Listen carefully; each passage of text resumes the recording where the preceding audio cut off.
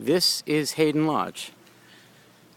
And those who go back before 1970 will remember it as the Arts and Crafts Shop. And before the Arts and Crafts Shop, it was actually, or maybe at the same time, it was actually where when we checked in, when we arrived at camp, we would go into those doors. There were actually some big garage doors there. And that's where we were greeted by the camp director and the nurses. Then it became the Arts and Crafts Shop full time. Just the bottom. I don't think there was a second floor on it. Then Halby Brown in 1970, I believe it was, did the first renovation of the old Forstmann buildings, keeping the river stone on the bottom and then adding a second floor, which it became a dormitory. For many years it was for the boys' CITs. Later it was for so-called Lakota Village, the Native American village. Used it as their home base for their bathrooms and so forth. They had their teepees out in that field over there. And it's been used for lots of different things. And of course during the school year it's used for conference groups and school groups. Hayden Lodge. And for many years the front of Hayden was the canteen. This was again before Hayden Lodge had a second floor. And the canteen was here, and there was a big door right there in the front. Big double door that would flip open. And kids would line up after dinner and have candy and soda. And now in here, this is our marketing department here. Let's see if anybody's in there. Yeah, led by Edward Jenkins. And there they are. They're actually working in here. Hi, guys. This is a long way from the old canteen.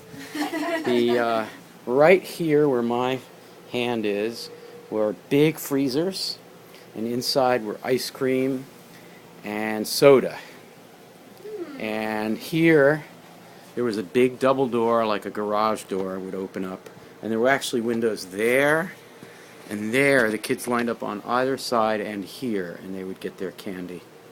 So, anyway, oh, there's now a back office here. Ah, our director of marketing is there, Edward, hello. Hello. So this would have been the end, this door here would have been the end of the canteen and the beginning of Hayden Lodge main floor. So we cut a little space for Edward's office here. Beyond that is the main room, which we're going to go into in a few minutes. Hi, guys. Bye. We're taking a little historical tour of Frost Valley's building. We're going to be famous. You're going to be famous, exactly. So, let's go into Hayden Lodge as it is now. Again, this was the CIT, boys' CIT building during the summer. Now it's home to Mustang, which is the girls' equestrian main camp equestrian program. So this is the main room. Here are all the girls' boots. This is the main room. It has been for years. A little cleaned up from our days when it was first renovated. I believe we had bad carpet on the floor. And this room was donated by the Knudsens. And I remember Ann Knudsen was a counselor, a Camp Burnett counselor during my years. It was named after Harry E. Knudsen, who was, I guess, a sibling. He died young in 1969. He was a sibling of the other Knudsens that we knew. So, and then we're not going to go up because the girls are probably there having their rest hour, but this was the stairway up to the second floor.